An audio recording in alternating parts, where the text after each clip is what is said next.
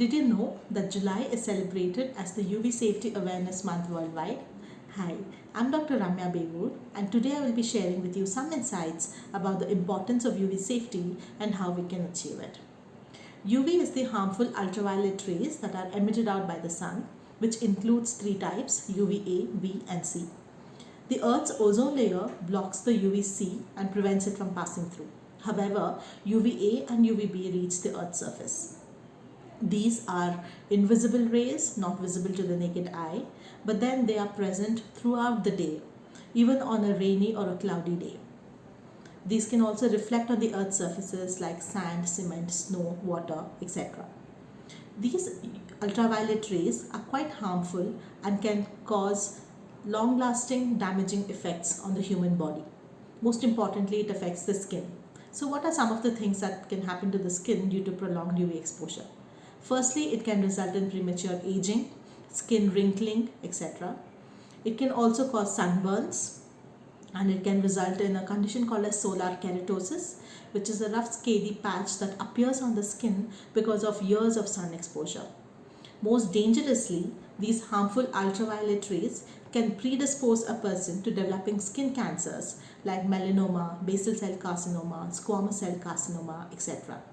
Not only the skin, but UV rays can also cause damage to the eyes, resulting in conditions like cataract, pterygium, corneal damage, vision loss, etc.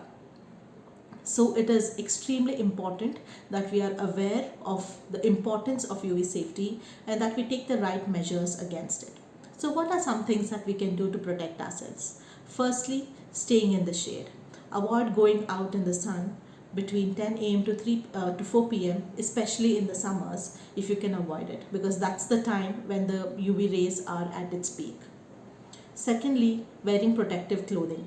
Make sure that you're wearing loose fitting, long sleeved shirts and pants. You can also go for bright and dark colors because they offer more protection. It's better to opt for shoes rather than sandals because they offer more coverage.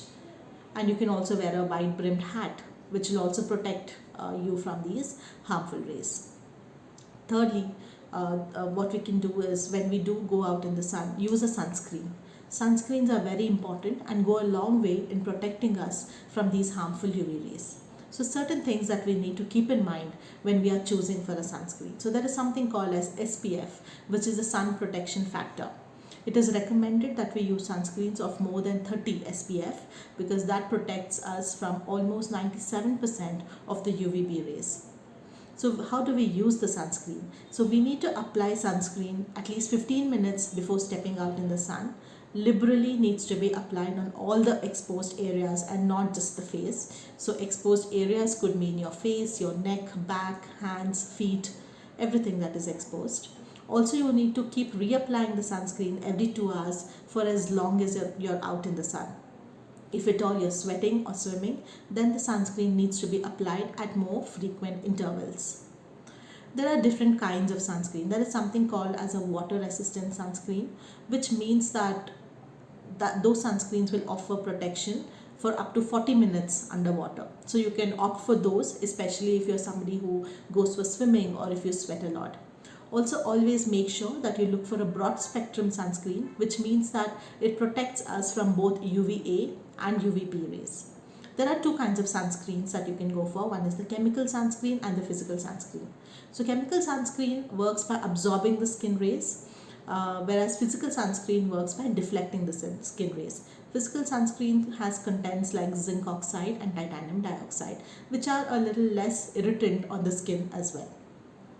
So you can choose the right sunscreen depending on your level of sun exposure, but make sure that you apply it diligently, liberally and regularly.